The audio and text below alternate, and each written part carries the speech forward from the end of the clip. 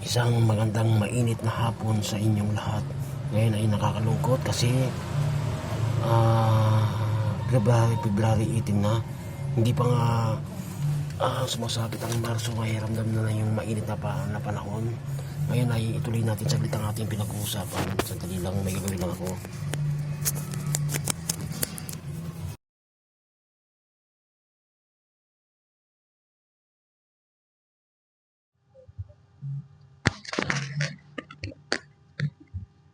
Ngayon nga, nakakalungkot isipin kasi matatapos na ang hanging amihan. Ay, hindi nakaramdam yung amihan eh.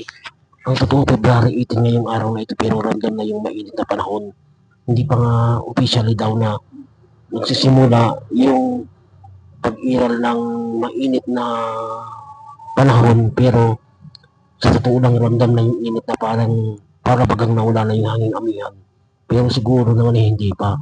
Pero pagka ganun man, alam ko naman na maaari mangyari na mawawala ang hanging amihan. Yun nga, nandito ako, kung nakapansin niyo, nakasuot ako ng aking pulang damit, yan o. Tapos nandito ako sa loob ng tricycle, nandito pa yung mga kakalat, hindi pala itatabi. At yung aking inuupuan ay wala pang upuan. Nakaupo lang mismo ako sa loob ng tricycle na wala pang nakalagay na upuan. Mabilis lang itong video ito. Magkukwento lang ako sa inyo na nakakamiss talaga ang hanging amihan. Sa totoo lang, maniwala kayo, malaki na itulong sa akin ang hanging amihan. Dahil sa amihan, nakabawi ako ng ilang buwan na tulog na di ba naman nakaraang araw na mainit ang panahon, lalo na yung hindi pa umiihip ang hanging amihan, mahirap matulog kahit sa gabi, maalinsangan. Kapag nagising ako nung araw basa ako ng pawis kahit gabi, kaya ang ginagawa ko noon bago ako matulog, nagbabasa ako ng tubig sa akin damit tapos sinusuot ko para lang mapreskuhan. Nung nagsimulang umihip ang hanging amihan nung nakalipas na November at December hanggang January, talagang nakatulog ako ng maayos kasi nga malamig ang panahon. Masarap matulog kapag malamig dahil sa hanging amihan.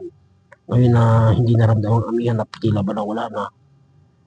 Pero pinaghandaan ko na ito na magtitiis naman ako ng ilang buwan na mainit ang panahon. Pero hindi naman ako magtataka kasi ilang buwan lang naman madali lang naman umihip ang amihan, ilang buwan lang. Mabilis lang ang panahon, parang kailan lang Pasko na. Ngayon natapos ang Pasko at bagong taon. Init na naman uli, magsa-summer season na naman, mainit na naman. Pero kahit gano'n, alam ko naman ang ihip ang hanging amihan. At naniniwala na nakalipas ang ihip ng hanging amihan. Ngayon, tatapos ko na siya kasi alis na kami. Umaya papunta yung may galing na tricycle dito para kunin itong nasa harapan ko. Tapos, ilalagay na yung upuan sa aking upuan para makaupo na ako ng maayos.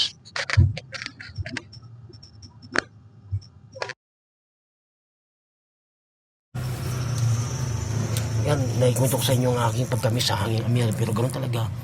Kailangan natin tanggapin na lahat ng bagay ay matatapos, walang permanente sa mundo. Pero bilis lang naman, kunting hintay lang naman magtitiis lang ako ng ilang buwan na mainit na panahon, pero maramdaman ko rin ang muling pag-ihip ng hanging amihan.